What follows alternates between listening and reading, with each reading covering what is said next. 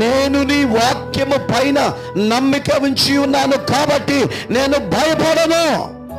భయపడ్డ దావీదు భయపడ్డండి. ఎలా అంటే ఓ దినాన గొర్రెలు మేపుకుంటూ ప్రార్థనాపూర్వకం కూర్చున్నాడు. ఓ సింహం వచ్చింది, మెల్లగా గొర్రె పిల్లను పట్టుకుంది, వెళ్ళిపోతా ఉందండి. చూశాడు, చూసి పరిగెత్తుకుంటా, దేనికంటే ఫాస్ట్గా సింహం కంటే పరిగెత్తుకుంటే వెళ్ళి అలాగ తోక పట్టుకున్నాడు.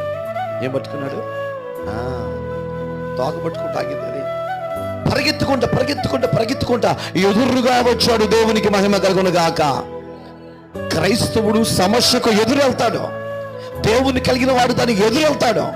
బాధకు ఎదురెళ్తాడు. బాధ వచ్చిందని కూర్చున్నవాడు క్రైస్తవుడు కాదు.